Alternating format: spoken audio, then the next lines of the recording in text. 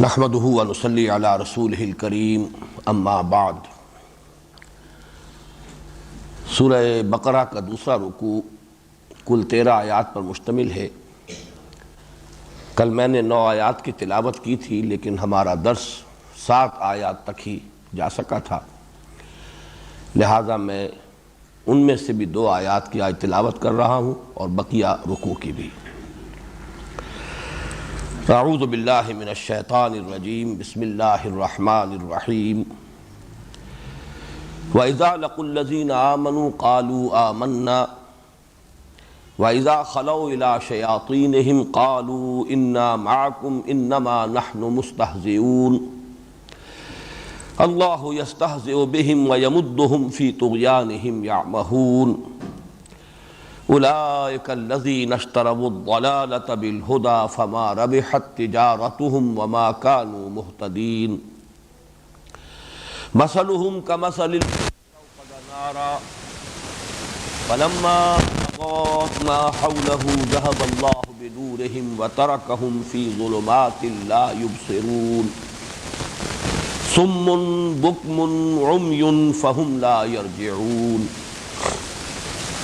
أو كصيب من السماء فيه ظلمات ورعد وبرق يجعلون أصابعهم في آذانهم من الصواعق حذر الموت والله محيط بالكافرين يكاد البرق يخطف أبصارهم كلما أضاء لهم مشوا فيه وإذا أظلم عليهم قاموا وَلَوْ شَاءَ اللَّهُ لَذَهَبَ بِسَمْعِهِمْ وَأَبْصَارِهِمْ إِنَّ اللَّهَ عَلَى كُلِّ شَيْءٍ قَدِيرٌ صدق اللہ العظیم۔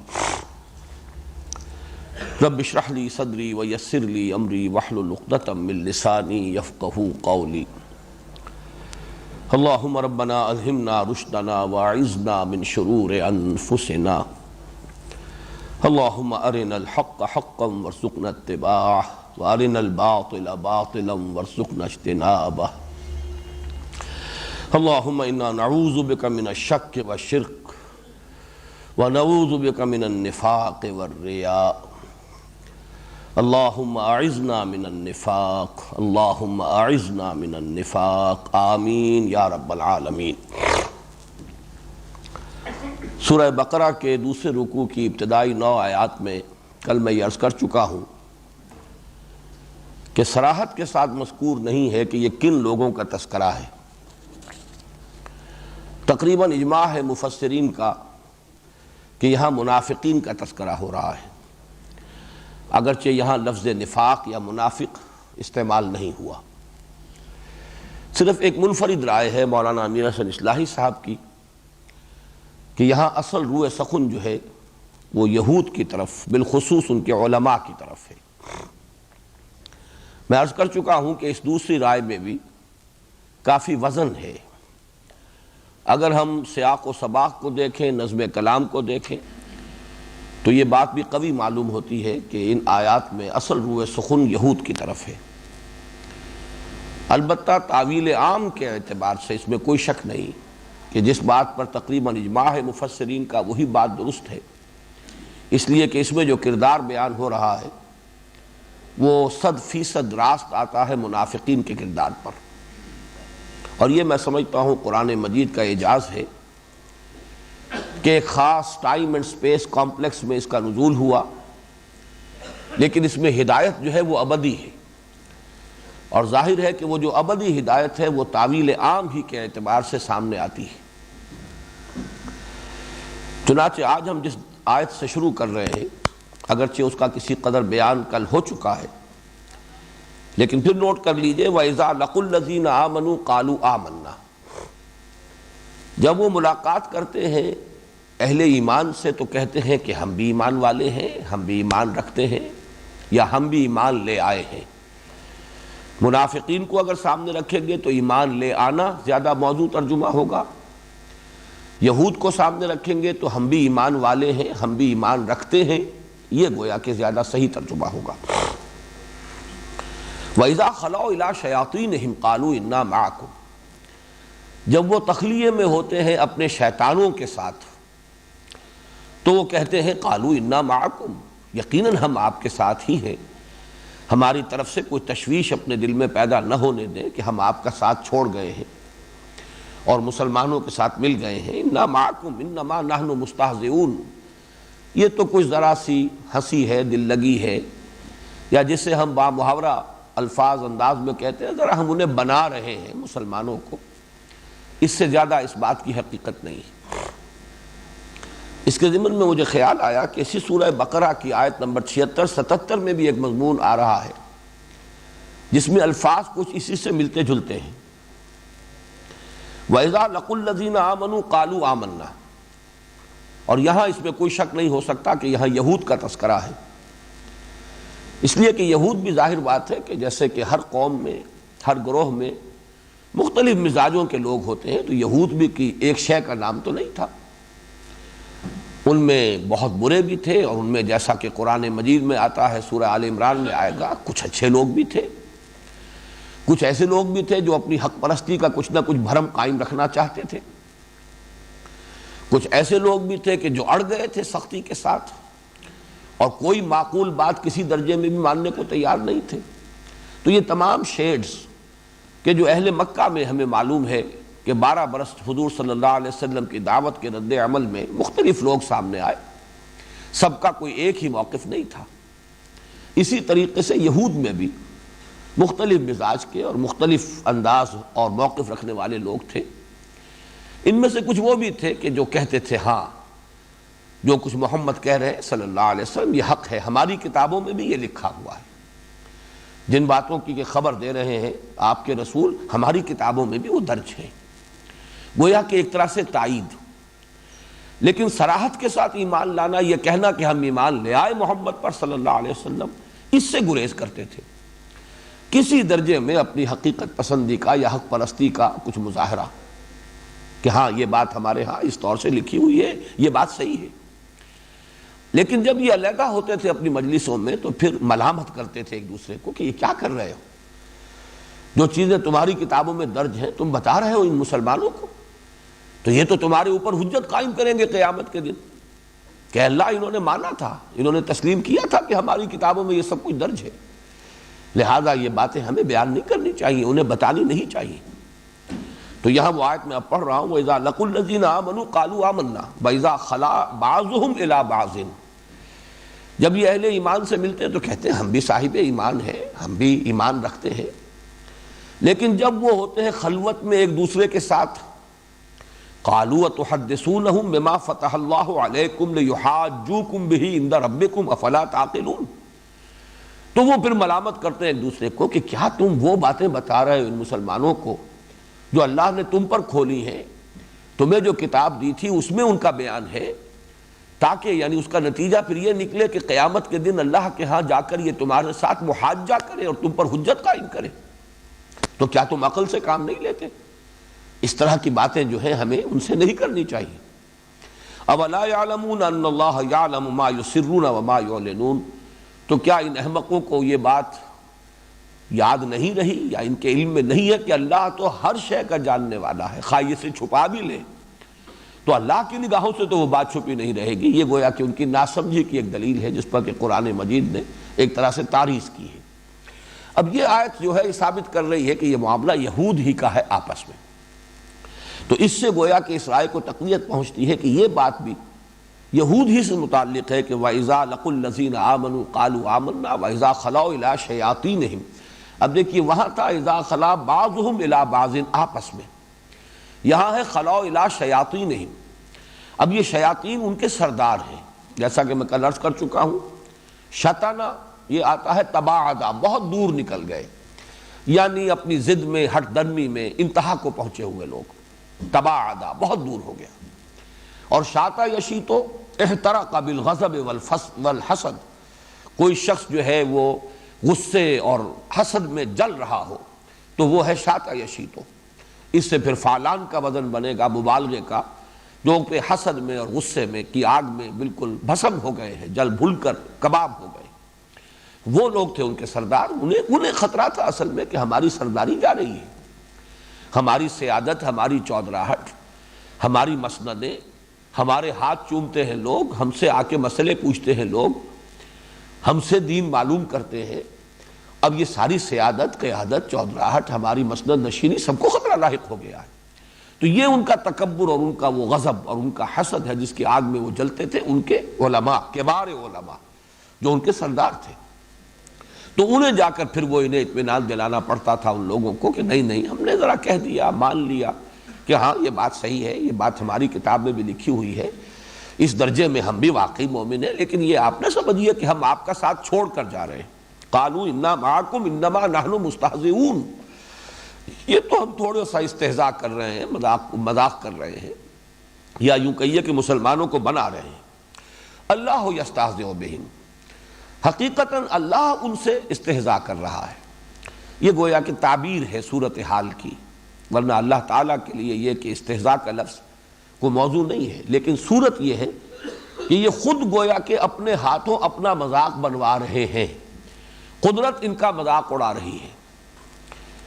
وَيَمُدُّهُمْ فِي طُغْيَانِهِمْ يَعْمَهُونَ، مدّ یمدو، یہ مددا، مدد جسے اردو میں ہم کہتے ہیں مدد دینا، نصرت، اور اسی کا مفہوم ہوگا جس کو کوئی مدد دی جائے پھر اس کے لیے کچھ سہارا بن جاتا ہے. وہ اگر کسی وجہ سے گر پڑ رہا تھا تو پھر کچھ آگے چل پڑتا ہے مدد کی وجہ سے، تعاون کی وجہ سے. تو مدّ یمدو کے معنی کھینچنا بھی ہے، کسی کو آگے لے جانا بھی ہے. یمدہم فی طغیانہم یعمہون، ان کی سرکشی میں، طغا آتا ہے سرکش، کسی کا اپنے حد سے گزر جانا، یہ طغیانی ہے.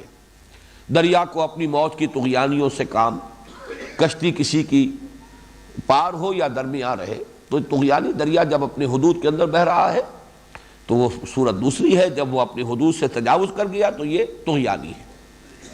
فی طغیانہم یعمہون، یعمہون کا لفظ بھی بہت اہم ہے. عین میم اور یہ کا مادہ آتا ہے، عین میم اور یا، یہ انسان کے نابینا ہونے کے لیے. انسان اندھا ہے، یعنی اس کی بصارت باطن ظاہری موجود نہیں ہے، آنکھوں میں نور نہیں ہے، بینائی نہیں ہے.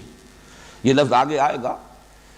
یہ عمیٌ، وہ لوگ کہ جو اندھے ہیں. یہ ہے عین میم ہے یا ہا. ام کے معنی ہے ایک باطنی بصیرت سے محرومی. ایک ہے بصارت ظاہری، آنکھوں سے کسی شے کا دیکھنا، ایک ہے بصیرت باطنی، دل سے کسی حقیقت کا ادراک اور شعور. اہل نظر ذوق نظر خوب ہے، لیکن جو شے کی حقیقت کو نہ دیکھے وہ نظر کیا. تو ایک ہے دل کا دیکھنا، ایک ہے آنکھوں کا دیکھنا. جس کی آنکھوں کی بینائی جو زائل ہو گئی وہ اعمیٰ ہے، اس کی جمع ہے عمیٌ. اور جس کی باطنی بصیرت زائل ہو گئی ہے وہ ہے عین میم ہے یعمہون. اب یہ بصیرت سے، داخلی اور باطنی بصیرت سے محروم ہو کر بڑھتے چلے جا رہے ہیں، بھٹکتے چلے جا رہے ہیں. یہ نوٹ کیجئے کہ اس رکوع میں 2 مرتبہ تو لا یشعرون آ چکا ہے، ایک مرتبہ لا یعلمون آ چکا ہے. سورہ منافقون اگر ذہن میں ہو تو لا یفقہون وہاں 2 مرتبہ آیا ہے. در حقیقت لا یشعرون، لا یفقہون، لا یعلمون، ان تینوں کو جمع کر دیجئے تو یہ یعمہون ہے. ٹامک ٹوئیاں مارتے ہوئے کوئی شخص بڑھتا چلا جا رہا ہے، اس کو نظر نہیں آ رہا ہے، شعور نہیں ہے، ادراک نہیں ہے، منزل کی خبر نہیں ہے، نہ ہاتھ باغ پہ ہے نہ پا ہے رکاب میں، لیکن انسان چلا جا رہا ہے، بڑھ رہا ہے. یہ ہے یعمہون. تو فرمایا وَيَمُدُّهُمْ فِي طُغْيَانِهِمْ يَعْمَهُونَ، انہیں سہارا دے رہا ہے یا ان کی رسی دراز کر رہا ہے، فوراً پکڑ نہیں رہا. اور یہ سمجھ رہے ہیں کہ ہماری یہ چال جو ہے کامیاب ہو رہی ہے. اولئک الذین اشتروا الضلالۃ بالہدی، یہ ہے وہ لوگ کہ جنہوں نے خرید لی ہے گمراہی ہدایت کے عوض. یہاں ذرا نوٹ کیجئے کہ بیع کا لفظ آتا ہے عربی زبان میں بیچنے کے لیے، بیع و شراء، بیچنا اور خریدنا. لیکن شراء جو ہے یہ دونوں معنی دے گا. باب افتعال میں جب آ جائے گا اشترا تو اشترا کے معنی خریدنا. شراء یشری بیچنا اور اشترا یشتری خریدنا. اس لیے کہ حقیقت میں یہ بیچنا اور خریدنا اصل میں ایک مبادلہ ہوتا ہے.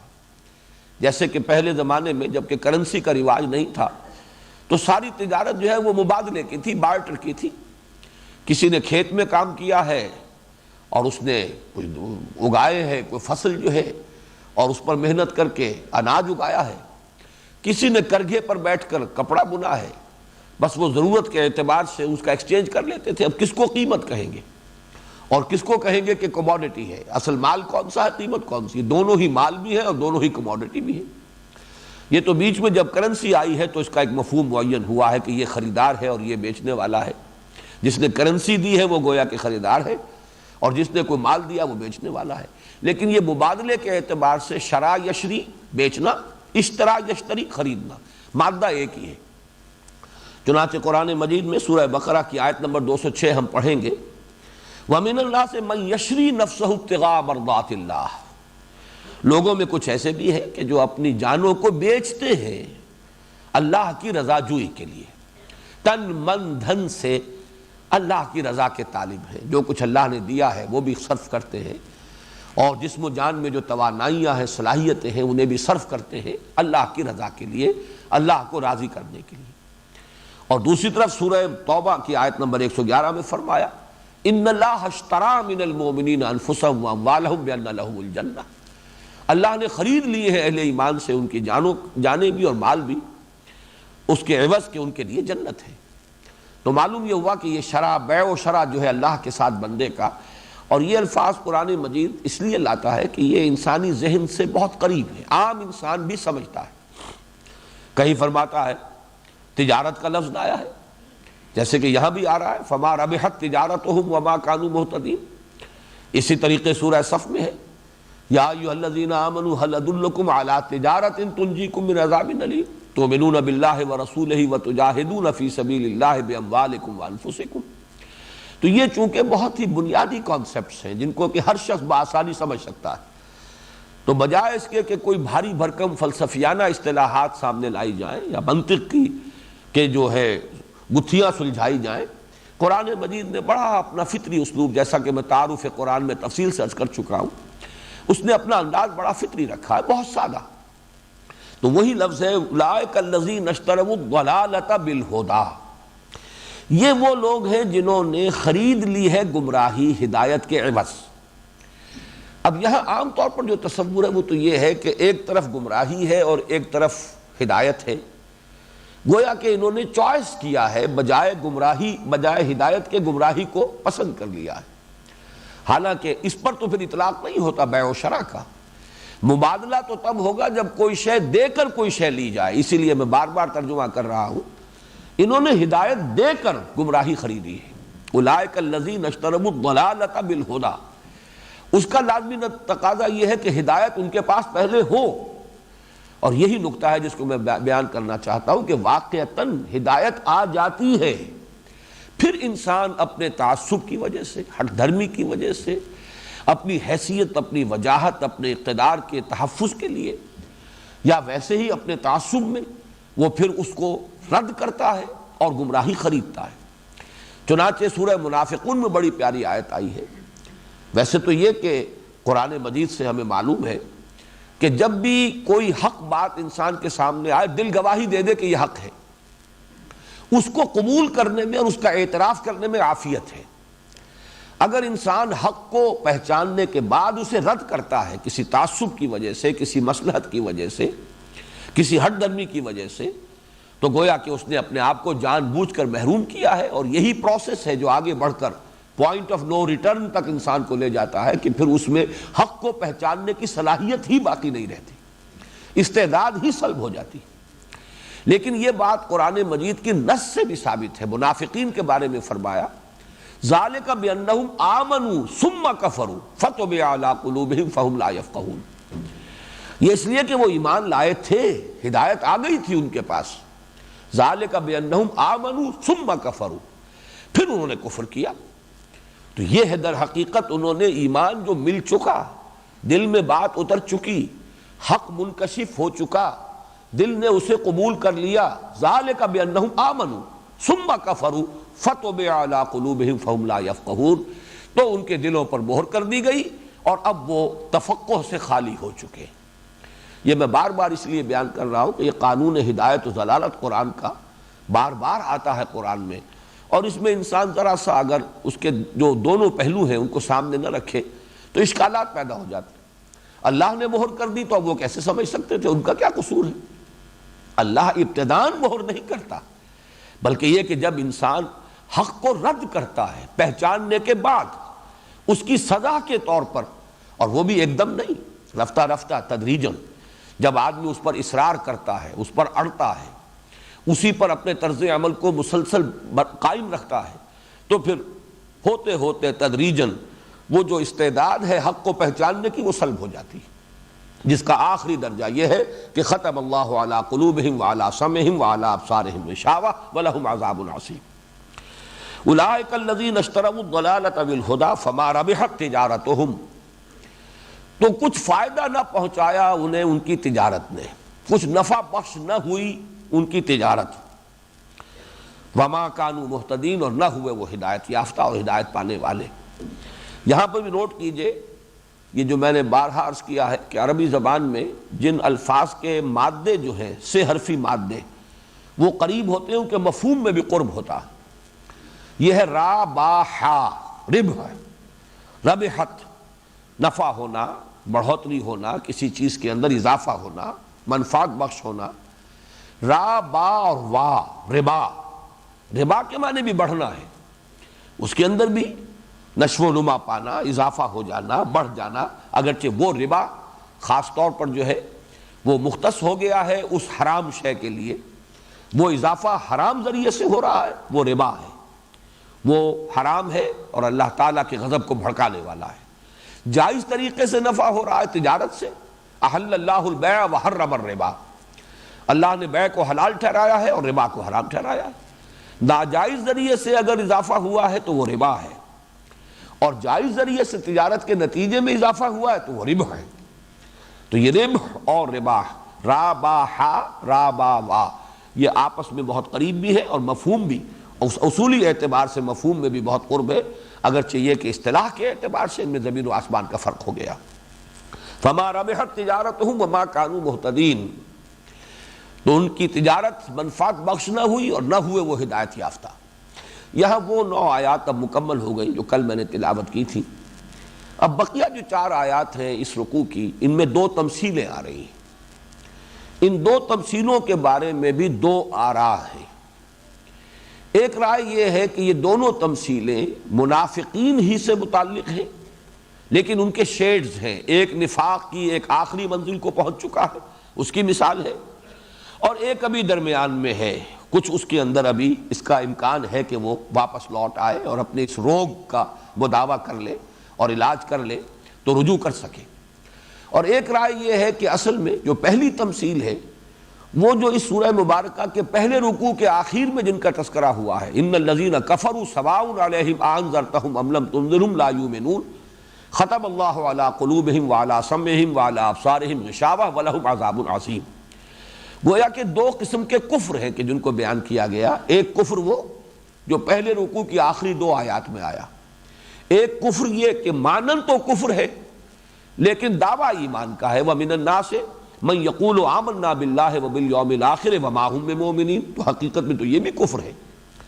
تو گویا کہ کفر کے ان 2 شیڈز کے لیے، 2 درجوں کے لیے یہ 2 تمثیلیں آئی ہیں۔ یہ دونوں آراء ہیں، میں ابھی تفصیل سے عرض کروں گا کہ چونکہ زیادہ رجحان یہی ہے کہ یہ دونوں تمثیلیں ہیں نفاق ہی کے 2 درجات کے لیے، تو اس کے لیے میں مناسب سمجھتا ہوں کہ یہ بات آپ کے سامنے رکھ دوں کہ نفاق کے درجات وہ کون سے ہیں، اس کا ہلکا سا ایک خاکہ آپ کے سامنے آ جانا چاہیے تاکہ ان دونوں تمثیلوں کی اصل حقیقت جو ہے وہ پوری طرح واضح ہو سکے۔ دیکھیے، سب سے پہلے تو یہ کہ کل مجھے چاہیے تھا کہ میں بیان کر دیتا، بات رہ گئی۔ نفاق کا لفظ بنا کہاں سے ہے؟ اس کا مادہ نون فا قاف، نون فا قاف سے 2 الفاظ ذہن میں رکھیے۔ نفقن، نفقن کہتے ہیں سرنگ کو، سرنگ جو پچھلے زمانے میں بنتی تھی کہ محل ہے اور محل کے اندر جو بھی بادشاہ ہے یا جو کوئی بڑی شخصیت ہے اس کو چونکہ اندیشہ ہوتا ہے کسی وقت باہر سے اگر محاصرہ کر لیا جائے، غنیم جو ہے محل کا، قلعے کا محاصرہ کر لے اور مقابلے کی صورت باقی نہ رہے، امکان نہ رہے، تو پھر کوئی زمین دوز راستہ ہونا چاہیے کہ جس سے نکل کر بھاگا جا سکے۔ تو محل سے شروع ہو کر زیر زمین وہ سرنگ کہیں دور جا کر نکلتی تھی بیابان میں، تاکہ اس راستے سے جان بچا کر لوگ بھاگ جائیں۔ یہ ہے نفق، سرنگ۔ اسی طرح نافقہ، یہ عرب کہتے تھے گوہ کے بل کو۔ گوہ ایک جانور ہے جس کا گوشت بھی کھایا جاتا ہے عرب میں، اور وہ ایک بل بنا کر، بھٹ بنا کر رہتا ہے زیر زمین، لیکن اس کو بھی اللہ نے سمجھ دی ہے۔ اس کا شکار کرتے تھے اہل عرب کتوں کے ذریعے، شکاری کتوں کے ذریعے سے۔ تو گوہ کو اتنی سمجھ تھی کہ وہ اپنے بل کے یا اپنے بھٹ کے دو دروازے رکھتا تھا، ایک ادھر ایک ادھر۔ ادھر سے کتا داخل ہو تو ادھر سے نکل کر بھاگے، اور ادھر سے کہیں خطرہ ہو تو ادھر سے نکل کر بھاگ جائے۔ تو یہ دونوں لفظ جو ہے، ان کی اصل حقیقت جو ہے اس کو سامنے رکھیے۔ تحفظ ذات، اپنا بچاؤ، اپنی حفاظت، جو میں نے کل کہا تھا، جان و مال، حب دنیا، حب مال، اہل و عیال کی محبت۔ قل ان کان آباؤکم وابناؤکم واخوانکم وازواجکم وعشیرتکم واموال اقترفتموها وتجارۃ تخشون کسادها ومساکن ترضونها احب الیکم من اللہ ورسولہ وجہاد فی سبیلہ فتربصوا حتی یاتی اللہ بامرہ واللہ لا یہدی القوم الفاسقین۔ یہ ہے اصل میں نفاق، اپنی جان مال کی حفاظت، اس کو بچا بچا کے رکھنا۔ علامہ اقبال کے اس شعر کے بالکل برعکس کہ تو بچا بچا کے نہ رکھ اسے، تیرا آئینہ ہے وہ آئینہ کہ شکستہ ہو تو عزیز تر ہے نگاہ آئینہ ساز میں۔ یہ جو نفاق ہے، اب اس کے 4 درجے سمجھ لینے چاہیے، اگرچہ ایک درجے جو پہلا درجہ ہے اس پر لفظ نفاق کا اطلاق بھی صحیح نہیں ہے۔ وہ ضعف ایمان کی ایک کیفیت ہے۔ جیسا کہ میں کل عرض کر چکا ہوں، فطرت انسانی جو ہے وہ خیر کو پسند کرتی ہے۔ ذرا سی بھی فطرت کسی کی ابھی جان ہے اس میں تو خیر کی طرف لپکتی ہے۔ اس اعتبار سے بہت سے لوگ دین کو قبول کر لیتے ہیں، حق کو تسلیم کر لیتے ہیں، بات اچھی ہے، صحیح ہے، معقول ہے، دل کو لگتی ہے، اور ہمارا دل گواہی دیتا ہے کہ حق قبول کر لیجئے۔ لیکن سب لوگ اپنی عظیمت اور ہمت کے اعتبار سے برابر نہیں ہوتے۔ نہ ہر زن زنست و نہ ہر مرد مرد خدا پنج انگوش یکساں نہ کرد۔ کچھ لوگ تو وہ ہوتے ہیں کہ جو با ہمت ہے، صاحب عظیمت ہے، ہر چہ بادہ ماں کشتی درا انداختے، وہ اس کیفیت کے ساتھ ایمان لاتے، اب جو ہو سو ہو، کوئی پرواہ نہیں، جو قربانی دینی پڑے، جو تکلیف آئے، جس امتحان میں سے گزرنا پڑے، جس کٹھالی میں کودنا پڑے، تیار ہے۔ واپس نہیں پھیرا کوئی فرمان جنوں کا، تنہا نہیں لوٹی کبھی آواز جرس کی، خیریت جاں راحت تن صحت دامہ، سب بھول گئی مصلحت اہل ہوس کی۔ یہ ایک کردار ہے۔ دوسرا کردار وہ ہے کہ اس میں کمی ہے، ہمت کی کمی ہے، عظیمت اتنی نہیں ہے، چلنا بھی چاہتے ہیں لیکن ایک طرح سے سمجھیے کہ ہمت ساتھ نہیں دے رہی، حوصلہ جو ہے وہ ساتھ نہیں دے رہا۔ جب وقت آتا ہے امتحان کا، آزمائش کا، کچھ ٹھٹک کر رہ جاتے ہیں، اعصاب ڈھیلے پڑ جاتے ہیں، نیورستھینیا کسی کیفیت ہو جاتی ہے، ایسے لوگ بھی ہیں۔ اب یہ لوگ ہیں در حقیقت جن کے بارے میں اس کیفیت کا نام ہے جس کو قرآن نے کہا ہے مرض، یہ روگ ہے، یہ بیماری ہے۔ جیسے کہ جسمانی اعتبار سے تمام لوگ برابر نہیں ہیں، کچھ قوی ہیں، کچھ ضعیف ہیں، اسی طریقے سے قوت ارادی جو ہے انسان کی، یہ مانوی جو اس کی شخصیت ہے، اس کے اندر بھی قوی ہمت والے لوگ بھی ہیں، قوی الہمت اولو العزم، اور ضعیف الہمت لوگ بھی ہیں۔ ان لوگوں کا یہ ہے کہ اگر کبھی ایسا مسئلہ آیا اور وہ پیچھے رہ گئے یا جو تقاضا تھا اس کو قبول نہ کر سکے، لیکن یہ کہ وہ مانتے رہے کہ صاحب ہم سے کمزوری ہوئی ہے، ہم ہمت نہیں کر سکے، کوتاہی ہوئی ہے، تقصیر ہے، اگر اس کا اعتراف ہو رہا ہو تو یہ نفاق نہیں ہے، یہ بس ضعف ایمان کی ایک کیفیت ہے، ایمان کی کمزوری کی ایک کیفیت ہے، نفاق نہیں ہے۔ البتہ یہ کہ یہ انسان کی اب میں طبیعت کا لفظ استعمال کر رہا ہوں، فطرت نہیں، طبیعت کا یہ بھی تقاضا ہے عزت نفس، جس کو کہ سورہ بقرہ ہی میں ہم پڑھیں گے، وَإِذَا قِيلَ لَهُ اتَّقِ اللَّهَ أَخَذَتْهُ الْعِزَّةُ بِالْإِثْمِ۔ ایسا بھی ہوتا ہے کہ کسی شخص کی کسی غلطی کو اگر اس کے سامنے بیان کیا جائے اور اس کو متنبہ کیا جائے اور کہا جائے کہ اللہ کا خوف کرو، تقوی اختیار کرو، مانو کہ تم سے یہ غلطی ہوئی ہے، تو وہ جھوٹی انا اور جھوٹی عزت نفس جو ہے وہ اس کو قابو میں کر لیتی ہے اور وہ اپنی بات کو تسلیم نہیں کرتا۔ اخذت العزت بالاسم، وہ عزت نفس، وہ جھوٹی انانیت جو ہے وہ اسے گناہ کے اوپر جما دیتی ہے۔ یہ کیفیت جو ہے، یہ طبیعت کی، میں اب فطرت کی طرف اس کو منسوب نہیں کر رہا، یہ طبع انسانی کا ایک تقاضا ہوتا ہے۔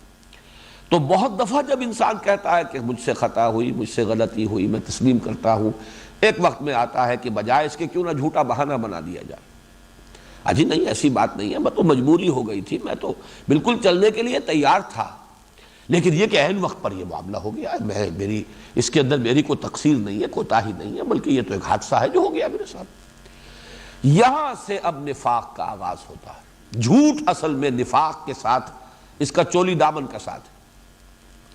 چنانچہ سورہ منافقون کی پہلی آیت میں بھی وہی لفظ آیا، جھوٹ۔ اذا جاءك المنافقون قالوا نشهد انك لرسول الله والله يعلم انك لرسوله والله يشهد ان المنافقين لكاذبون۔ اور کل جو آیات ہم پڑھ چکے ہیں ان میں بھی یہ لفظ آ چکا ہے کہ ان کے لیے عذاب ہے دردناک، وَلَهُمْ عَذَابٌ عَلِيمٌ بِمَا كَانُوا يَكْذِبُونَ، بس سبب اس کے کہ وہ جھوٹ بولتے رہے یا جھوٹ کہتے رہے۔ یہ جھوٹ کا چولی دامن کا ساتھ ہے۔ جہاں جھوٹے بہانے بنانے شروع کیے، اب نفاق کی پہلی منزل آ گئی۔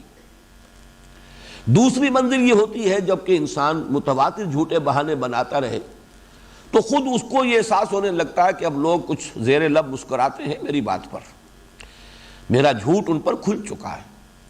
اب وہ اپنے اس سٹیٹمنٹ میں تاکید اور زور پیدا کرنے کے لیے جھوٹی قسم کھاتا ہے، خدا کی قسم میں جو کہہ رہا ہوں یہ صحیح ہے، میں نے واقعتاً مجبوری تھی، میرے لیے یہ مشکل پیش آ گئی تھی۔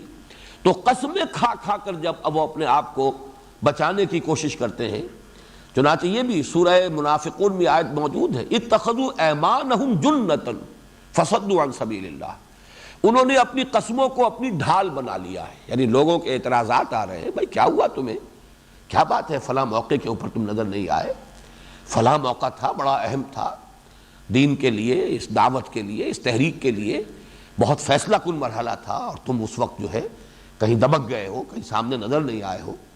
تو وہ جھوٹی قسموں کو ڈھال بنائیں گے ان اعتراضات اور جو جواب طلبیہ ہوتی ہے نظم جماعت کی طرف سے، اس سے اپنے آپ کو بچانے کے لیے۔ اتخذوا ایمانہم جنۃ، انہوں نے قسموں کو ڈھال بنا لیا۔ اور کل بھی میں نے وہ آیت آپ کو سنائی تھی کہ یحلفون علی الکذب الم تر الی الذین تولوا قوما غضب اللہ علیہم ما هم منکم ولا منہم یحلفون علی الکذب وہم یعلمون، وہ جان بوجھ کر جھوٹ پر حلف اٹھاتے ہیں، جھوٹی قسم کھاتے جان بوجھ کر۔ یہ گویا کہ اس مرض نفاق کی اب دوسری سٹیج ہوئی۔ نوٹ کیجئے، میں نے پہلی بات کو نفاق نہیں کہا، ضعف ایمان کی کیفیت ہے وہ۔ نفاق کا جو آغاز ہوا جبکہ جھوٹا بہانا شروع ہو جائے۔ اور یہاں میں پھر ذرا ریفر کر دوں کہ میں نے جو شروع میں تعارف قرآن کے ضمن میں چند باتیں عرض کی تھی، اور مولانا مودودی مرحوم کے حوالے سے میں نے ایک بات آپ کو بتائی تھی کہ فہم قرآن کے ضمن میں بہت ہی قیمتی بات ہے جو انہوں نے تفہیم القرآن کے دیباچے میں لکھی ہے، کہ قرآن مجید کے بہت سے حقائق جو ہیں سمجھ میں نہیں آ سکتے جب تک کہ قرآن جو دین کا تحریکی تصور ہے وہ سامنے نہ ہو۔ جامد تصور اگر دین کا ہے تو نفاق کی حقیقت کبھی سمجھ میں نہیں آئے گی۔ نفاق کی اصل حقیقت یہ حرکت میں، تحریک میں، انقلابی جد و جہد میں، جہاں تقاضا آتا ہے، مطالبہ آتا ہے، جان اور مال کی قربانی کے مواقع آتے ہیں، وہاں اصل میں مرحلہ پیش آتا ہے۔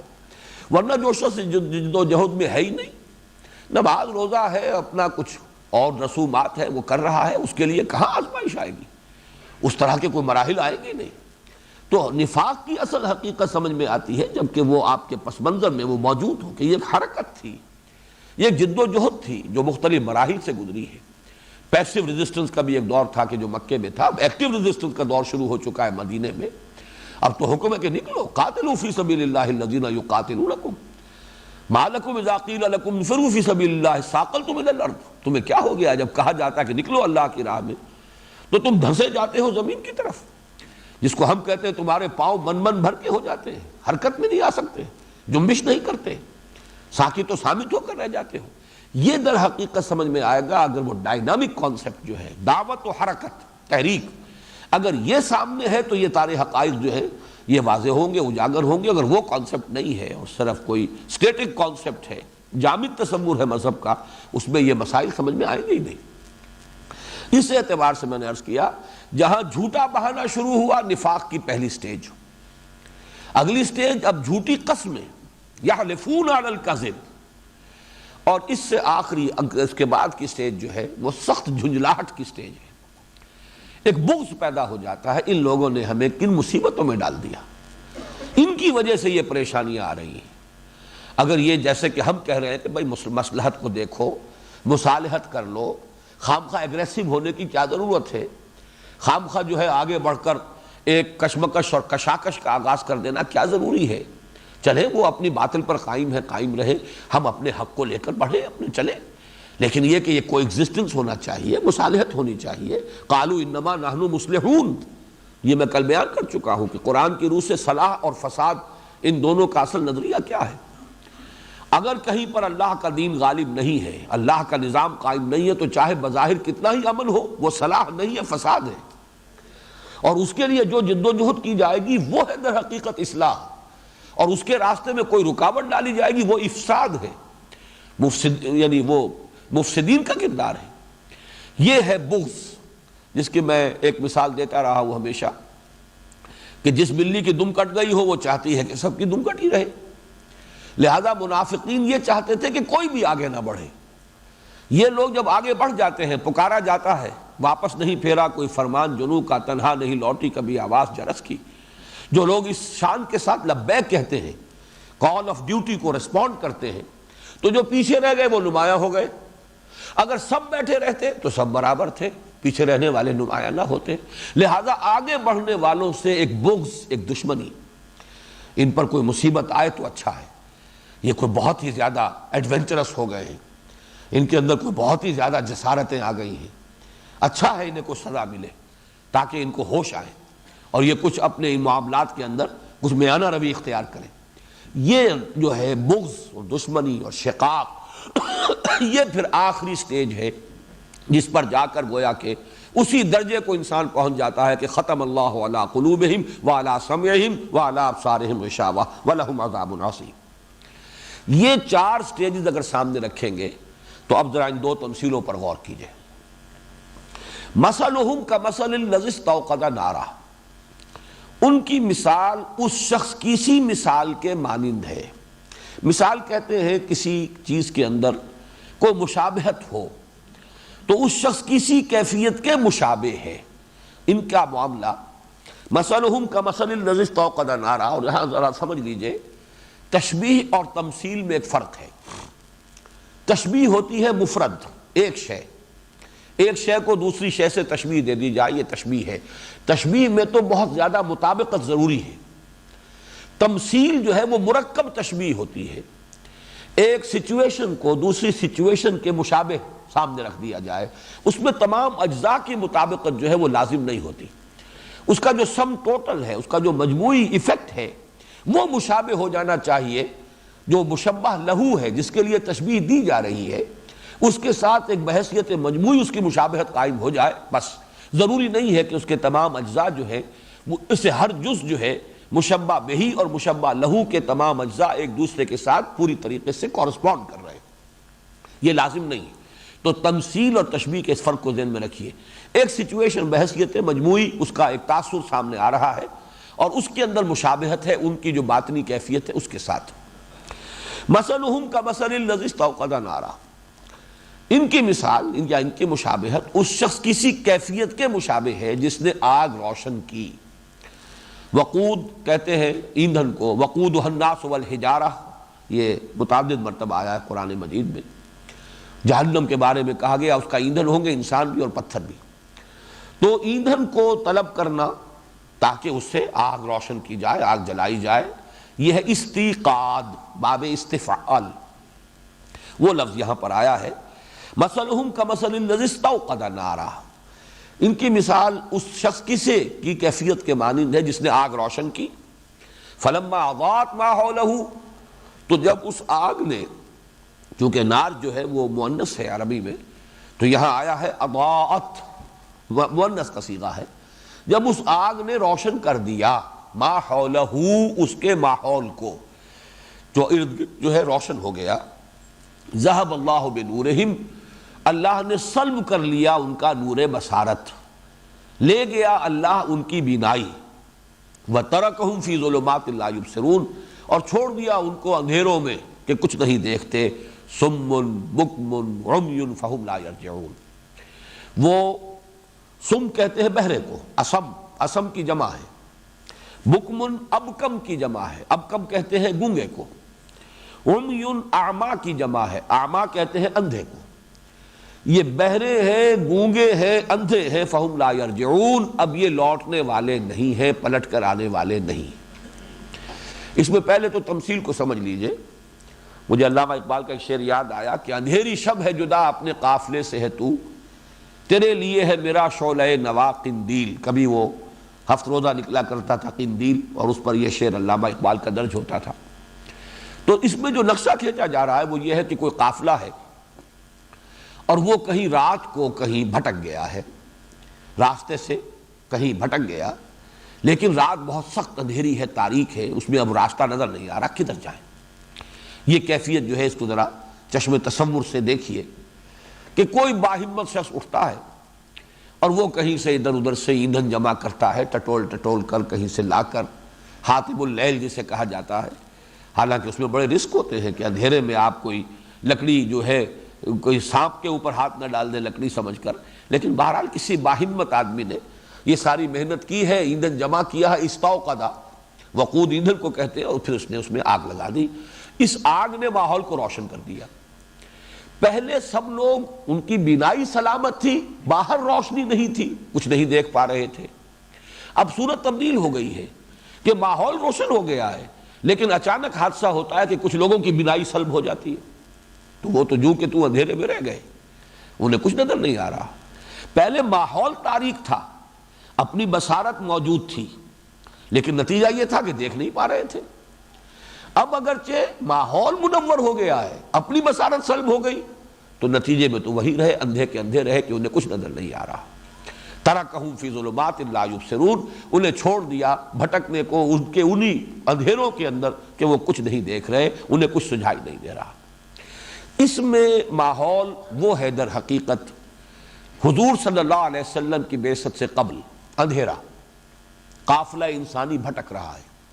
جیسا کہ میں نے اس سے پہلے بتایا آپ کو، بہت سے لوگ ایسے تھے کہ جو کسی درجے میں توحید تک بھی پہنچ گئے، آخرت اور معاد کا کوئی تصور بھی حاصل ہو گیا، لیکن کیا کرے اس کا کوئی تصور ان کے سامنے نہیں ہے. جیسے حضرت زید ابن عمرو ابن نفیل، جو حضرت سعید جو عشرہ مبشرہ میں سے ان کے والد ہیں، کعبے کے پردے پکڑ پکڑ کر کہتے تھے کہ اللہ صرف میں تجھے پوجنا چاہتا ہوں، لیکن کیسے پوجوں، کیا کروں، یہ نہیں مجھے معلوم.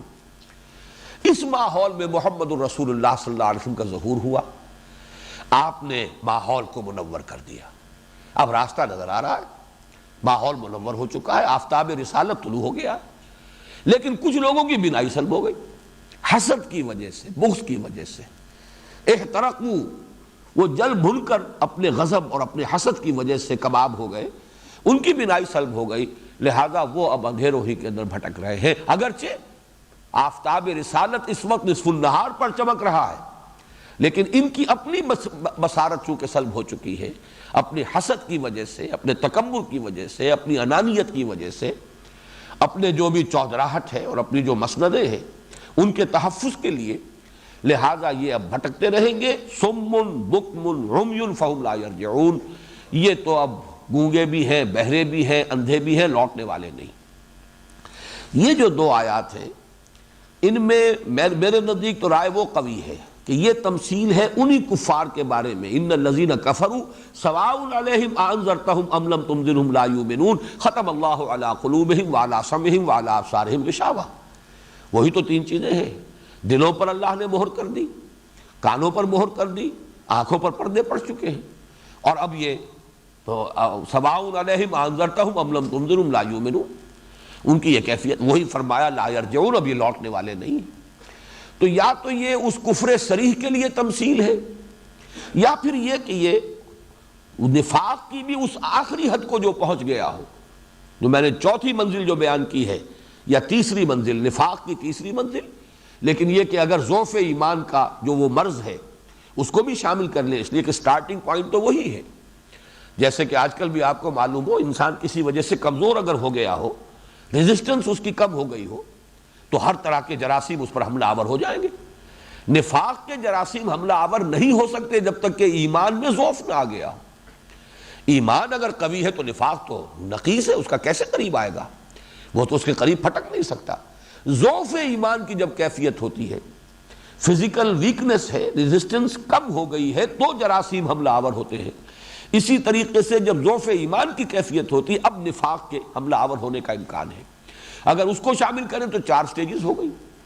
تو جو فائنل سٹیج ہے کہ جو پوائنٹ آف نو ریٹرن ہے، چاہے وہ کھلم کھلا کفر کا نہیں اقرار کر رہا، ارتداد کا اعلان نہیں کر رہا، وہ ہے اپنے آپ کو رکھ رہا ہے، شامل کر رہا ہے مسلمانوں میں، لیکن حقیقت کے اعتبار سے وہ کفر کے اس درجے کو پہنچ چکا ہے، پوائنٹ آف نو ریٹرن کو، کہ جس کے لیے پہلے الفاظ آئے ختم اللہ علی قلوبہم وعلی سمعہم وعلی ابصارہم غشاوہ، اور یہاں آئے صم بکم عمی فہم لا یرجعون۔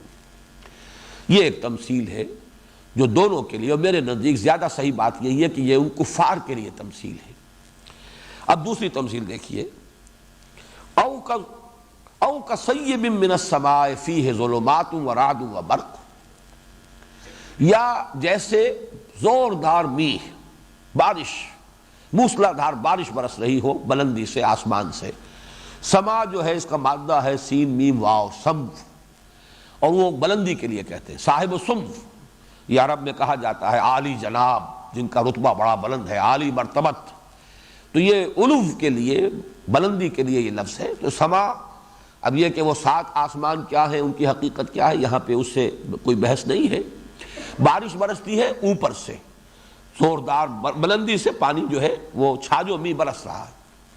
سیب کا لفظ اصل میں تو آتا ہے ایسے بادلوں کے لیے جن میں بہت پانی ہو، بھرپور، جن کے اندر پانی اور بارش کی صلاحیت موجود ہے، لیکن یہ کہ اس کو پھر اس کا اطلاق ہو جاتا ہے مجازن بارش پر بھی۔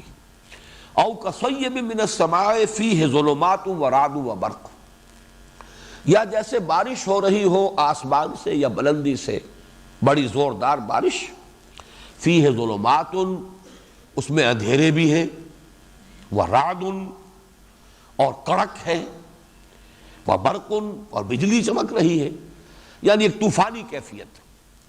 یہاں بھی یوں سمجھیے کہ ایک قافلہ ہے کہ جو کسی اندھیری شب میں ایک طوفان میں گھر گیا ہے، بارش ہے زوردار اور کڑک ہے، اور بجلی کبھی کبھی چمکتی ہے۔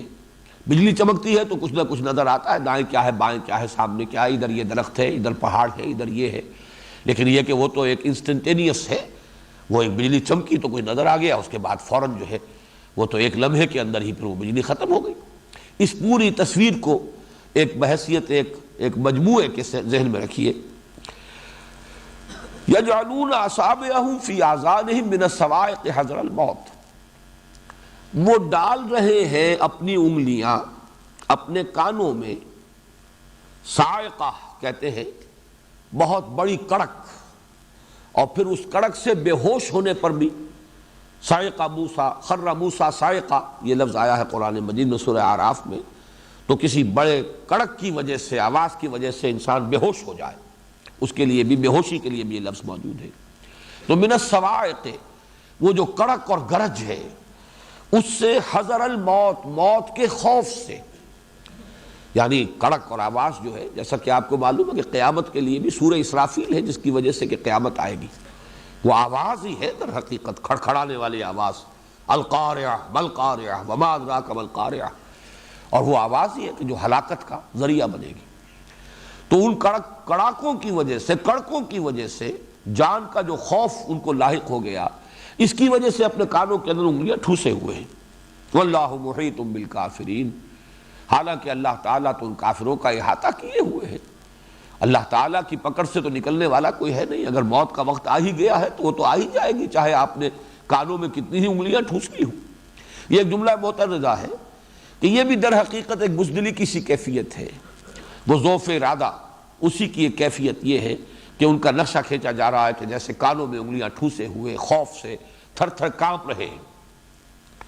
اب آ رہا ہے اصل میں یکاد البرق یخطف ابصارہم، قریب ہے کہ بجلی کی جو چمک ہے وہ اچک لے جائے ان کی بصارت کو، قریب ہے، لیکن یہ کہ ایسا ابھی ہوا نہیں ہے۔ یکاد البرق یخطف ابصارہم، یہ وہ درمیانی سٹیج کی بات ہو رہی ہے، جبکہ ابھی بینائی سلب نہیں ہوئی۔ ویسے یہ کہ اللہ چاہے تو ان کی بینائی سلب کر لے، وہ آگے آ جائے گا، لیکن اس وقت تک جو کیفیت ان کی ہے وہ یہ ہے کہ بینائی سلب نہیں ہوئی ہے۔ یکاد البرق یخطف ابصارہم، قریب ہے کہ بجلی ان کی بینائی کو اچک لے جائے۔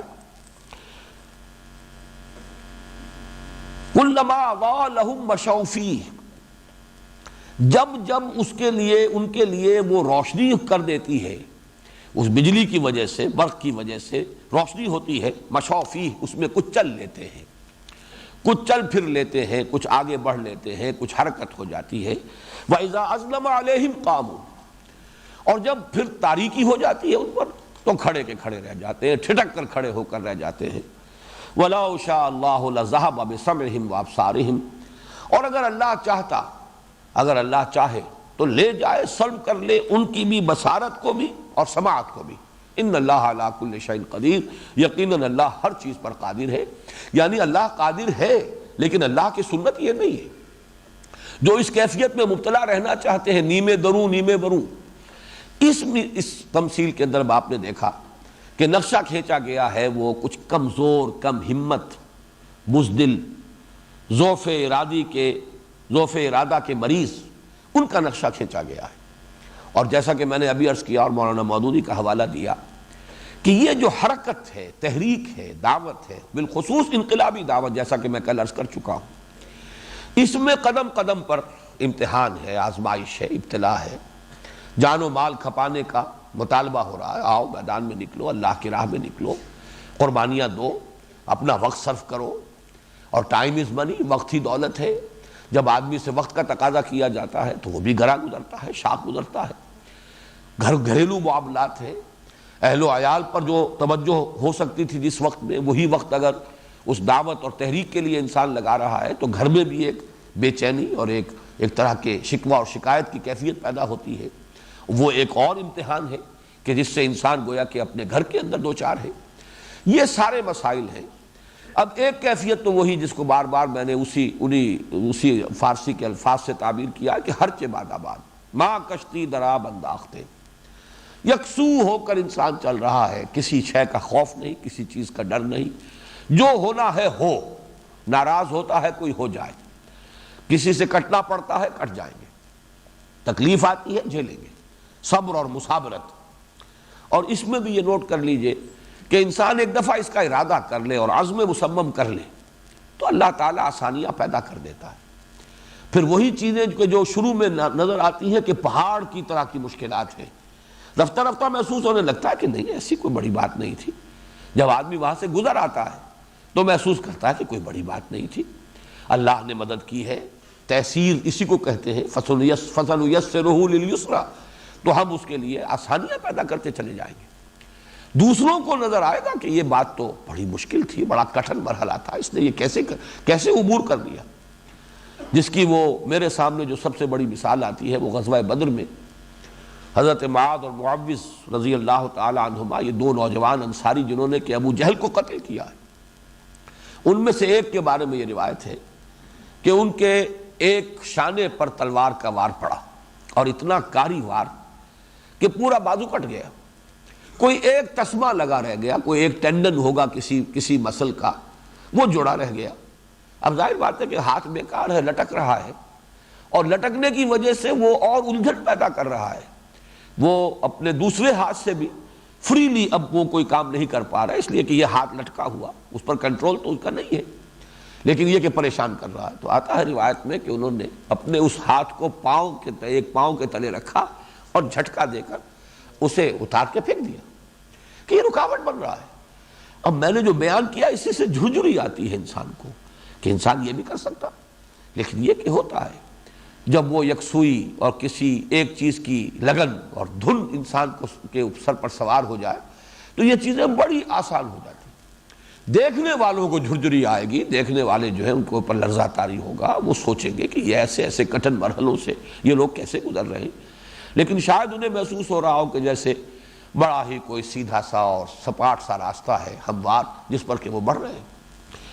لیکن یہ کہ اگر ہمت جو ہے اس میں کمزوری ہے، ضعف اپنے اندر ہے، قوت ارادی مزمحل ہے، اب قدم قدم پر وہ رکیں گے، پھر جائیں گے، کھڑے ہوں گے، ذرا آسانی آ جاتی۔ ظاہر بات ہے کہ ہر وقت وہ مرحلہ نہیں تھا، مدنی دور میں بھی وقفے تو آتے تھے جنگوں کے مابین بھی، حالات میں کچھ نہ کچھ ٹھہراؤ تھوڑی دیر کے لیے آ جاتا تھا، چاہیے کہ اندیشے رہتے تھے ہر وقت، ایک حالت خوف تو طاری رہتی تھی، اس لیے کہ سازشیں ہو رہی ہیں۔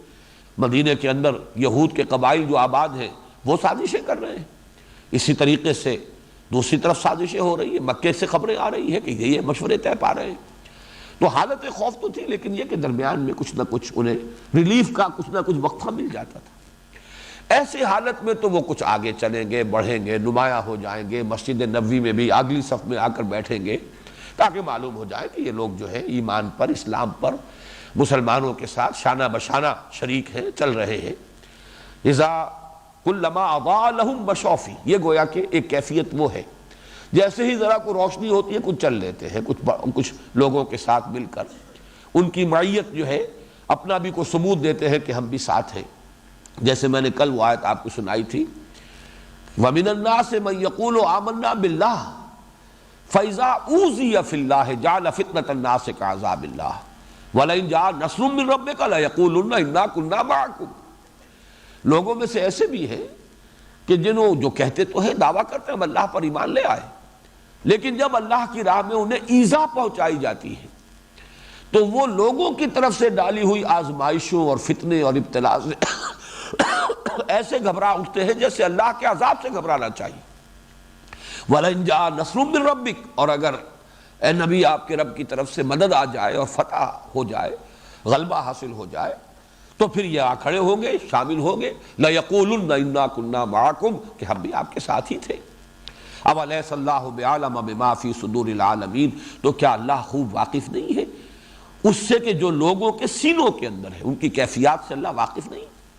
وَلَيَعْلَمَنَّ اللَّهُ الَّذِينَ آمَنُوا وَلَيَعْلَمَنَّ الْمُنَافِقِينَ، اور اللہ تعالیٰ تو کھول کر واضح کر دے گا، دودھ کا دودھ پانی کا پانی جدا کر دے گا، واضح ہو جائے گا کون واقعی مومن ہے اور کون منافق ہے۔ وہ نفاق جو ہے، اب اس کی یہ کیفیت جس کے لیے میں نے کل دوسری آیت بھی آپ کو سنائی سورہ حج کی، وَمِنَ النَّاسِ مَن يَعْبُدُ اللَّهَ عَلَى حَرْفٍ، لوگوں میں سے کچھ ایسے بھی ہیں کہ جو اللہ کی بندگی تو کرنا چاہتے ہیں لیکن کنارے کنارے، مجدار میں کودنے کو تیار نہیں ہے، اس لیے کہ وہ فطرت جو میں نے عرض کیا ہے، فطرت محسوس کرتی ہے کشش کے بات صحیح ہے، تسلیم کرو، آؤ شامل ہو جاؤ، اچھے لوگ ہیں، اچھا قافلہ ہے، شریک ہو جاؤ، لیکن جیسے کہ فرمایا وَمِنَ النَّاسِ مَن يَعْبُدُ اللَّهَ عَلَى حَرْفٍ فَإِنْ أَصَابَهُ خَيْرٌ اطْمَأَنَّ بِهِ، اگر خیر ملے، خیریت ہو، مطمئن ہے، ٹھیک ہے، چل رہے ہیں، صرف نماز روزے ہی کی بات ہے نا، نماز کے لیے کھڑے ہوتے تھے تو کسل تو ہوتا تھا، لیکن بہرحال کوئی ایسی قربانی والی بات تو نہیں ہے، کوئی ایسی مشکل تو نہیں ہے، جان اور مال پر کوئی آنچ تو نہیں آتی، تھوڑی سی یہ کہ مشقت ہی ہے، تو کسالہ جو کھڑے ہوتے تھے نماز کے لیے لیکن شریک ہو جاتے تھے۔ اور جیسا کہ میں نے بارہا عرض کیا ہے، عبداللہ ابن ابی تو اہتمام کر کے جب حضور خطبہ دینے کے لیے کھڑے ہوتے تھے تو پہلے وہ کھڑا ہوتا تھا اپنی چودراہٹ کے مظاہرے کے لیے کہ میں یہاں کا سردار ہوں۔ وہی ہے کہ جس نے کہا تھا حضور سے جب مدینے آپ تشریف لائے ہجرت فرما کر کہ میرے گھر میں چلیے، وہاں قیام پذیر ہو، اس لیے کہ مدینے میں سب سے بڑا گھر، سب سے آرام دہ گھر میرا ہے۔ تو حضور صلی اللہ علیہ وسلم نے فرمایا تھا کہ میری یہ اونٹنی جو ہے اس کو اللہ کی طرف سے حکم ملے گا، اس کو چھوڑ دو، جہاں یہ رک جائے گی میرا قیام وہی ہوگا۔ بہرحال اس نے اپنی چودراہٹ کے اظہار کا ایک ذریعہ یہ اختیار کیا تھا کہ ہر خطبے سے پہلے کھڑا ہو جاتا تھا اور وہ کہتا تھا لوگوں دیکھو ان کی بات بڑی توجہ سے سنو، یہ اللہ کے رسول ہیں۔ تو ان کی یہ کیفیت جو ہے، جب کوئی مطالبہ نہیں، کوئی قربانی کا وقت نہیں، کوئی مشکل نہیں، کوئی آزمائش نہیں، کلما اضاء لهم مشوا فیہ، وہ چلتے ہیں، مشا یمشی، چلنا، مشوا فیہ، واذا اظلم علیہم قاموا، اور جب تاریکی طاری ہو گئی، پھر اندھیرا آ گیا، پھر مصائب آ گئے، پھر مشکلات، پھر تکالیف، پھر امتحانات، پھر تقاضے، پھر مطالبے، قاموا، کھڑے کے کھڑے رہ جاتے ہیں، جس کو ہم کہتے ہیں ٹھٹک کر کھڑے ہو جانا۔ وَلَوْ شَاءَ اللَّهُ لَذَهَبَ بِسَمْعِهِمْ وَأَبْصَارِهِمْ، اللہ چاہتا تو لے جاتا، سلب کر لیتا ان کی سماعت اور بصارت کو، جیسے کہ پہلوں کا کر لیا۔ ذَهَبَ اللَّهُ بِنُورِهِمْ وَتَرَكَهُمْ فِي ظُلُمَاتٍ لَا يُبْصِرُونَ، اللہ ان کا نور بصارت لے گیا، اللہ نے ان کا نور بصارت سلب کر لیا۔ وَتَرَكَهُمْ فِي ظُلُمَاتٍ لَا يُبْصِرُونَ، اور چھوڑ دیا ان کو ان اندھیروں کے اندر بھٹکتے ہوئے کہ اب کچھ نہیں دیکھتے. صُمٌّ بُكْمٌ عُمْيٌ فَهُمْ لَا يَرْجِعُونَ. لیکن اللہ کی سنت یہ نہیں ہے.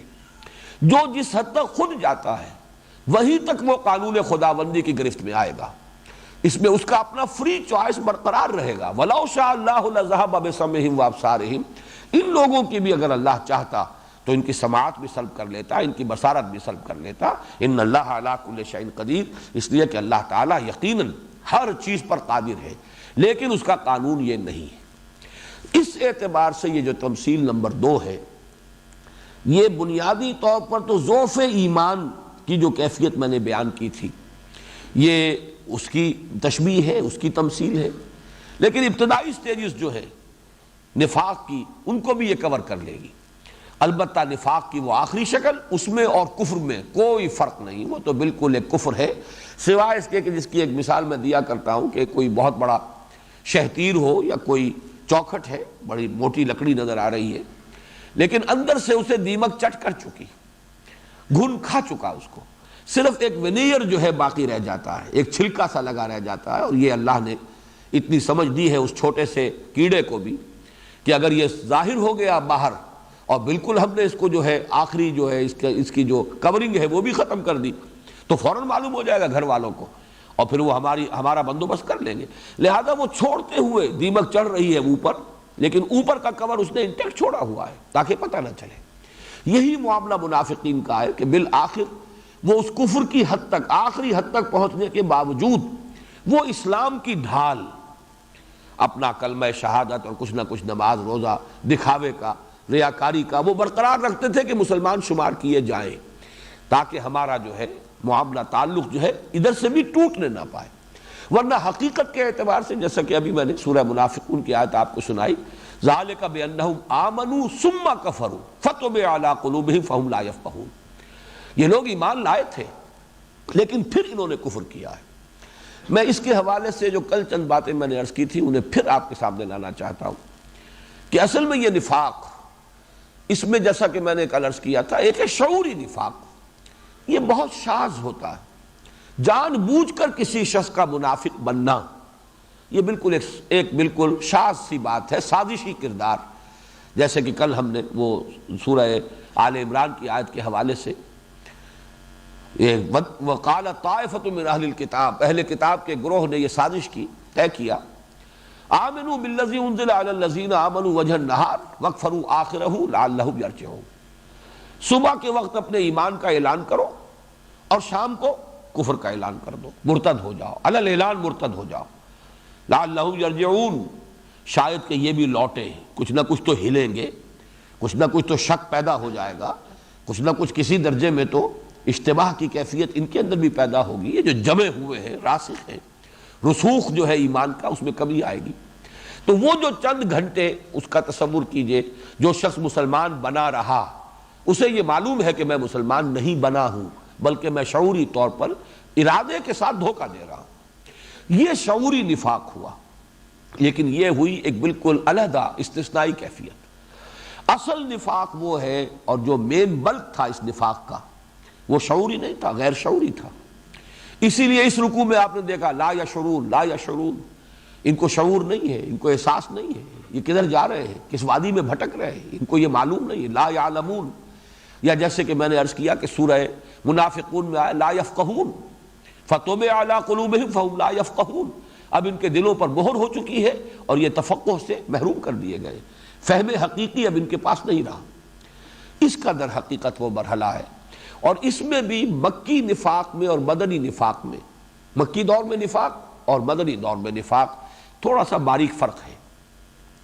مکی دور میں صرف ایک بات ہی ہو سکتی تھی کہ جو بھی ایمان لایا تھا خلوص کے ساتھ ایمان لایا تھا، شعور کے ساتھ ایمان لایا تھا. اس لیے کہ مکے میں بات ایسی نہیں تھی کہ سرسری طور پر کوئی ایمان لے آئے، جبکہ معلوم تھا کہ یہ تو اپنے معاشرے سے کٹنے والی بات ہے، قبیلے سے تعلق منقطع ہو جائے گا، بہنوں سے بھائیوں سے تعلق منقطع ہو جائے گا. پھر بہرحال وہ دیکھتے ہی تھے کہ ایمان لانے والوں پر کیا بیت رہی ہے.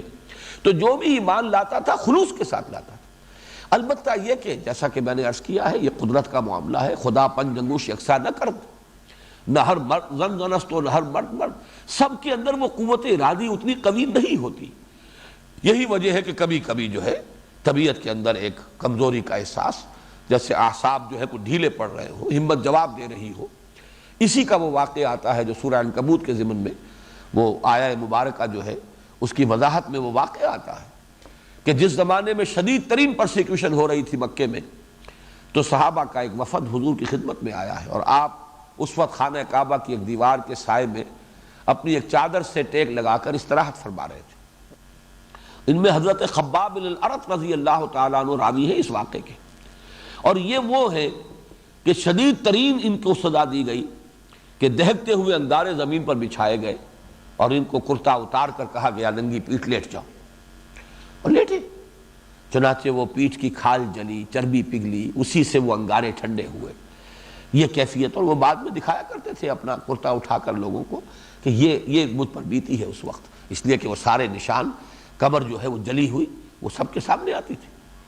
انہوں نے آ کر عرض کیا کہ حضور اب تو مصائب جو ہے ناقابل برداشت ہو رہے ہیں، الا تدعو لنا، کیا آپ ہمارے لیے مدد نہیں کرتے، مدد کی درخواست نہیں کرتے، اللہ سے دعا نہیں کرتے کہ نصرت آئے اور ہمیں اللہ تعالیٰ ان درندوں کی اس بربریت سے بچائے؟ تو الفاظ یہ ہے کہ حضور صلی اللہ علیہ وسلم کا چہرہ مبارک سرخ ہو گیا غصے میں، آپ اٹھ کر بیٹھ گئے۔ آپ نے فرمایا خدا کی قسم تم بہت جلدی مچا رہے ہو، تم سے پہلے تو ایسا بھی ہوا کہ لوگوں کو لایا جاتا تھا ایمان والوں کو، اور انہیں آدھا دھڑ ان کا جو ہے زمین کے اندر گاڑ کر اور سر پر آری رکھ کر چیرنا شروع کرتے تھے اور پورے دھڑ کو 2 حصوں میں تقسیم کرتے تھے۔ یہ بھی ہوتا تھا کہ آگ کے الاؤ جلائے گئے اور زندہ لوگوں کو اس کے اندر جلا دیا گیا۔ قتل اصحاب الاخدود النار ذات الوقود اذ هم علیہا قعود، یہ تو سورہ بروج کے اندر وضاحت کے ساتھ واقعہ موجود ہے، پورا تفصیل کے ساتھ۔ ایسا بھی ہوتا تھا کہ لوہے کے بڑے بڑے کنگھوں سے ہڈیوں کے اوپر سے گوشت کھرچ لیا جاتا تھا، لیکن وہ پھر بھی ثابت قدم رہتے تھے۔ خدا کی قسم وہ وقت آ کر رہے گا کہ ایک سوار صنعا سے حضر موت تک سفر کرے گا اور اسے سوائے اللہ کے اور کسی کا خوف نہیں ہوگا، یعنی پورے امن کی کیفیت پیدا ہو جائے گی اہل ایمان کے لیے۔ لیکن ابھی یہ کہ ابھی عشق امتحان اور بھی ہے، ابھی تو سختیاں آئیں گی، تم جلدی مچا رہے ہو۔ یہ کیفیت تھی جس کو تعبیر کیا گیا ہے سورہ عنکبوت میں کہ اگر یہ کیفیت ہے اذا اوذی فی اللہ جعل فتنۃ الناس کعذاب اللہ، لیکن یہ کہ ایسی کوئی مثال ہمارے سامنے بالفعل موجود نہیں ہے کہ وہاں واقعتاً نفاق کا پودا جو ہے کہیں پروان چڑھ گیا ہو، لیکن یہ کہ جیسے کہ کہا جاتا ہے کہ کسی بیماری کی جو آخری سٹیج ہے اس سے خبردار کر دیا جائے تاکہ انسان جو ہے اپنا تحفظ کرے۔ اس اعتبار سے سورہ عنکبوت کے اندر بیان کر دیا گیا یہ نفاق کی طرف لے جانے والی بات ہے اگر تم نے اس میں استقلال کا مظاہرہ نہ کیا۔ البتہ بعد میں اس کا ظہور ہوا ہے، اور وہ ظہور اس مرحلے پر ہوا ہے جبکہ ہجرت لازم کر دی گئی، تو کچھ لوگ ایسے ثابت ہوئے اہل مکہ میں سے بھی جو ایمان لے آئے تھے جنہوں نے ہجرت نہیں کی، گویا کہ اپنے کنبوں سے اور قبیلوں سے کٹنے کے لیے وہ تیار نہیں ہوئے، اور وہاں گویا کہ ان کا وہ ایمان جو ہے وہ ان کا ساتھ نہ دے سکا، ان کی ہمت جو ہے وہ جواب دے گئی۔ اور اس کے ضمن میں سورہ نساء میں آئے گا کہ قرآن مجید میں اہل ایمان سے کہہ دیا گیا اے مسلمانوں اب تمہارا ان سے کوئی تعلق نہیں، حتیٰ یہاجروا، اگر وہ ہجرت نہیں کرتے ہیں، ما لکم من ولایتہم من شیء، تمہارا ان سے کوئی رشتہ نہیں، کوئی تعلق نہیں، بالکل انقطاع کر دیا گیا۔ یہ سورہ نساء میں مضمون آئے گا۔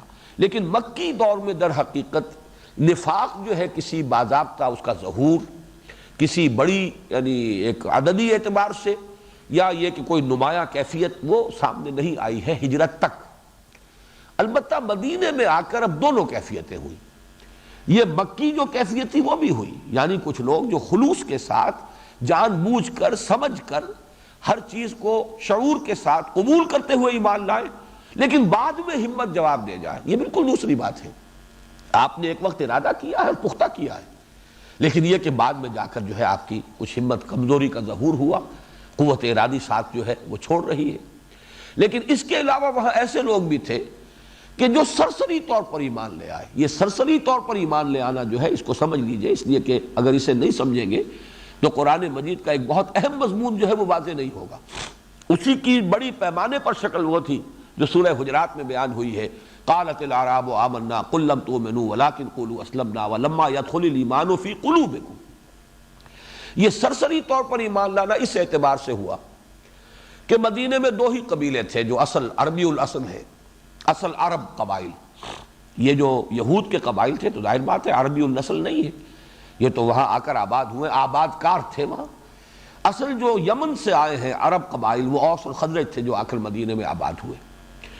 یہ دونوں کے دونوں قبیلے این بلاک یا این ماس ایمان لے آئے ہیں، اس لیے کہ کیفیت ایسی ہو گئی کہ ان کے سردار ایمان لے آئے، گویا کہ سب نے ایمان قبول کر لیا. تبھی تو حضور صلی اللہ علیہ وسلم کا داخلہ مدینے میں جو ہوا ہے ہجرت کے وقت، وہ گویا کہ بے تاج بادشاہ کی حیثیت سے ہوا ہے، استقبال ہوا ہے. کئی دن سے لوگ منتظر تھے حضور کے کہ آپ کب پہنچے اور ہم خوشیاں منائیں.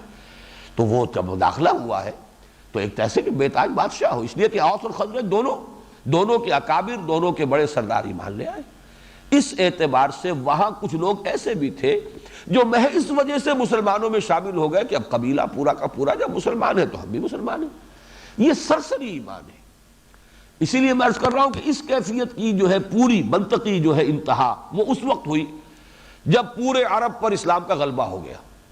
اذا جاء نصر اللہ والفتح ورأیت الناس يدخلون فی دین اللہ افواجا. جب اللہ کی مدد آ گئی، فتح آ گئی، اب دیکھا لوگوں کو آپ نے کہ وہ داخل ہو رہے ہیں اللہ کے دین میں فوج در فوج. یہ فوج در فوج داخل ہونا بھی اسی نوعیت کا تھا کہ اب قبیلے نے اپنی اپنی جگہ پر بیٹھ کر مشورے کیے کہ اب تو بات ختم ہوئی، اب تو محمد کو فیصلہ کن فتح حاصل ہو چکی صلی اللہ علیہ وسلم، لہٰذا اب اس کے سوا کوئی اور چارہ کار نہیں ہے. خاص طور پر جبکہ چیلنج بھی آ گیا تھا. چیلنج یہ تھا کہ اشہر حرم ختم ہو گئے تو فقتلوا المشرکین حیث وجدتموہم، اعلان عام آ گیا، قتل عام ہوگا. اب یا تو یہ کہ اس سرزمین کو چھوڑ کر نکل جاؤ کہیں، یہاں رہنا ہے تو اب اسلام کے بغیر نہیں رہ سکو گے.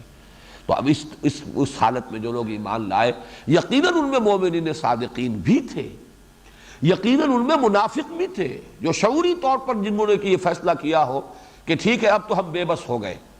اس وقت تو جس کو کہا جائے کہ سر اپنا نیچا کر لو اور دبک جاؤ اور اسلام کا کلمہ پڑھ لو، پھر دیکھیں گے جب وقت آئے گا کوئی موقع مناسب ہوگا تو پھر نمٹ لیں گے ان سے. یقیناً ایسے لوگ بھی ہوں گے، لیکن ان میں ایک بڑی تعداد ایسے لوگوں کی تھی کہ کوئی بدنیتی بھی نہیں ہے، دھوکہ دینے کا ارادہ بھی نہیں ہے، مرتد ہونے کا کوئی ارادہ بھی نہیں ہے، کسی اور موقع کا انتظار بھی نہیں ہے، لیکن مثبت طور پر ایمان جس کو کہا جائے وہ بھی انہیں حاصل نہیں ہوا ذاتی سطح پر، بلکہ یہ کہ وہ اپنے اس قبیلے کے ساتھ ایمان لے آئے. یہ سرسری ایمان، اس کے لیے جو میں نے آج عنوان تجویز کیا ہے ذہن میں رکھیے. یہ سرسری ایمان ظاہر بات ہے کہ اب جب بھی کوئی تکلیف آئے گی، آزمائش آئے گی، یہ جو مدینے کے اندر شروع ہوا ہے یہ اس لیے کہ یہ چھوٹی تعداد نہیں ہے. غور کیجئے کہ غزوہ احد کے وقت حضور صلی اللہ علیہ وسلم جب نکلے ہیں مدینہ منورہ سے تو 1000 کی نفری ہے، اور پھر ذرا باہر گئے ہیں اور 300 واپس ہو گئے. تو 1/3 آف دی ٹوٹل اسٹرینتھ، یہ معمولی نفری نہیں ہے. تو اس کو سمجھنا چاہیے کہ کیسے ہو گیا یہ. اور ان میں ضروری نہیں ہے، بلکہ میں جیسا کہ عرض کر رہا ہوں ان میں شعوری منافق تو شاید ہی کوئی ہو، کوئی لوگ ہوں گے، ہم تعین کے ساتھ نہیں کہہ سکتے، ہو سکتا ہے عبداللہ ابن ابی ہو، اس لیے کہ اس کے بارے میں قرائن یہی ہے کہ وہ چونکہ ان کا سب سے بڑا سردار تھا اور چونکہ اس کی بادشاہت کا فیصلہ ہو چکا تھا، اس کے لیے تاج، سونے کا تاج تیار کیا جا چکا تھا، صرف تاج پوشی باقی تھی کہ حضور تشریف لے آئے صلی اللہ علیہ وسلم. اب جب اس نے اپنے قبیلے کا رنگ دیکھا، اوس اور خزرج دونوں کا، کہ ان کے تو سب اکثر لوگ جو ہیں بڑے جو لوگ ہیں میرے ساتھی وہ تو سب کے سب ایمان لے آئے محمد پر صلی اللہ علیہ وسلم، تو اس کے لیے گویا کہ اب یہ فیصلہ کن مرحلہ تھا کہ یا تو ابھی میں علیحدہ ہو جاؤں تو سرداری اور چودراہٹ تو ختم ہوئی، یا یہ ہے کہ ذرا اس وقت نیوی پا کے جسے آپ کہتے ہیں پنجابی میں، اس وقت ذرا سر جھکا لو، پھر انتظار کریں گے کوئی موقع ہو. جیسے کہ سورہ منافقون میں آیا لَيُخْرِجَنَّ الْأَعَزُّ مِنْهَا الْأَذَلُّ. اب کہ اگر کہیں مدینے واپسی ہو گئی تو عزت والے جو ہیں ان ذلیلوں کو نکال باہر کریں گے. تو معلوم ہوتا ہے الفاظ بتا رہے ہیں کہ اس کے دل کے اندر کیا روگ تھا، کتنا غصہ تھا، کتنا بغض تھا، کتنا عناد تھا، کتنا شقاق تھا حضور صلی اللہ علیہ وسلم کے خلاف. لیکن یہ کہ مجبوراً وہ ایمان لایا، اس لیے کہ پوری قوم جب جا رہی ہے ادھر تو وہ اکیلا کیا کرے. تو شعوری بھی یقیناً اس میں منافق ہوں گے، لیکن بڑی تعداد ایسے ہی لوگوں کی تھی جو سرسری طور پر شامل ہو گئے. لیکن اب جب مرحلہ آیا انہیں معلوم ہوا کہ 3000 کا لشکر جو ہے باہر کھڑا ہوا ہے قریش کا، کیل کاٹے سے لیس. تو بہانہ بنا کر کہ جب ہمارے مشورے پر عمل نہیں ہوا تو پھر ہم خواہ کیوں اپنی جانوں کے لیے خطرات مول لیں وہ واپس ہو گئے۔ تو یہ سمجھیے کہ نفاق مکے میں صرف ایک تھا، وہ نفاق بھی پوٹینشل نفاق تھا، اس کا کوئی ہمیں ایک انسٹیٹیوشن کی حیثیت سے مکی دور میں کہیں نظر نہیں آتا کہ وہ معاملہ کہیں واقعتاً ایسا ہو کہ جو اس معاشرے میں اس جماعت کے اندر جو اس وقت حضور پر ایمان لائی وہاں کوئی ایسے گروہ تھے کہ جن کے اندر یہ کیفیت پیدا ہو چکی ہو، لیکن وہاں صرف متنبہ کر دیا گیا کہ دیکھو اگر صبر میں تحمل میں اگر کمی ہوئی، اگر استقامت کا ثبوت نہیں دو گے، اگر آزمائشوں کو نہیں جھیلو گے، برداشت نہیں کرو گے، تو دیکھو یہ راستہ پھر نفاق کی طرف لے جائے گا۔ یہ ایک طرح کا کوشن ہے، یہ ایک طرح کی وارننگ ہے، جیسے کہ کوئی ڈاکٹر بتائے کسی ٹی بی کے جو مریض کو جو ابھی پہلی سٹیج میں ہے کہ دیکھو اگر علاج نہیں کرو گے، اگر صحیح پرہیز نہیں کرو گے، جو ہدایات میں دے رہا ہوں اگر یہ نہیں کرو گے تو پھر نتیجہ یہ نکلے گا۔ اس درجے میں سمجھتا ہوں کہ وہ معاملہ تھا کہ جو مکی دور میں تھا، اگرچہ کچھ لوگوں کا وہ معاملہ زیادہ ظاہر ہو گیا ہجرت کے مرحلے پر آ کر کہ اب امتحان تھا کہ اپنے رشتہ داروں کو اور اپنے قبیلوں کو چھوڑنے کے لیے تیار ہو یا نہیں۔ البتہ مدینے میں آ کر یوں سمجھیے کہ تین قسم کے نفاق ہو گئے، ایک تو یہی جو مکے میں جس کے کہ گویا کہ پوٹینشل تھا، اب یہاں آ کر اس نے ایکچول کی شکل اختیار کی، بالفعل ظہور ہوا۔ دوسرے وہ لوگ جو ایمان ہی سرسری طور پر لائے، صرف اس وجہ سے مسلمان ہو گئے کہ پورا قبیلہ پورا گھرانہ اسلام لا رہا ہے تو چلو اب کوئی بات نہیں، ٹھیک ہے اب بھی مسلمان ہو جائے۔ ایسے لوگوں کے لیے ظاہر بات ہے کہ وہ کیفیت وہ تو یعنی 10 گنا نہیں 100 گنا زیادہ امکان ہے کہ آزمائش اور ابتلا کے موقع پر ان کے اعصاب ڈھیلے پڑ جائیں اور ان کی ہمت جواب دے جائے۔ اور تیسرا نفاق وہ کہ جو شعوری نفاق، اس لیے کہ اب اس کے سوا کوئی چارہ کار نہیں ہے، جیسے میں گمان غالب کے طور پر عرض کر رہا ہوں عبداللہ ابن ابی کا معاملہ، اور جیسے کہ معاملہ یہود کا کہ ایمان لاؤ صبح کو اور شام کو مرتد ہو جاؤ۔ یہ بھی ہو سکتا ہے کہ کچھ لوگوں نے چند دن اسلام میں رہ کر پھر یہ معاملہ کیا ہو تاکہ مسلمانوں کی ہوا اکھڑ جائے اور جو ساکھ ہے ایمان کی اور اہل ایمان کی وہ ساکھ جو ہے اس کے اندر کمی پیدا ہو جائے۔ اب آخر میں یہ دو باتیں تو پہلے عرض کر چکا ہوں، آج ایک تیسری بات عرض کرنی ہے۔ قرآن مجید میں یہ جو اصول ہے، القرآن یفسر بعضہ بعضا، قرآن مجید ایک ایسی کتاب ہے اس کا ایک حصہ دوسرے حصے کی تفسیر کرتا ہے، اسی اعتبار سے جو مشابہتیں ہوتی ہیں ان کو نمایاں کیا جائے تو اور اس سے فہم قرآن کے اندر ایک کچھ اضافہ ہوتا ہے۔ تو جیسا کہ میں نے کل عرض کیا تھا، سورہ بقرہ کی پہلی 5 آیات کا تقابل ذہن میں رکھیے سورہ لقمان کی پہلی 5 آیات سے، وہ تو بہت ہی گہرا تقابل ہے۔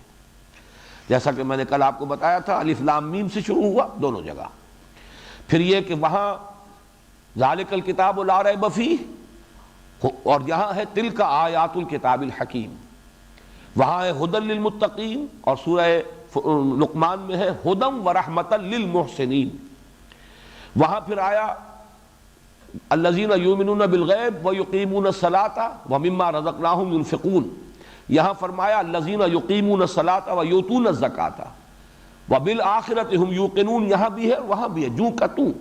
البتہ صرف ایک چیز جو سورہ بقرہ میں ہے سورہ لقمان میں نہیں ہے، یعنی والذین یؤمنون بما انزل الیک وما انزل من قبلک۔ اس کی وجہ یہ ہے کہ مکی دور میں خطاب سب کا سب ابھی مشرکین سے تھا، اہل کتاب سے خطاب تھا ہی نہیں۔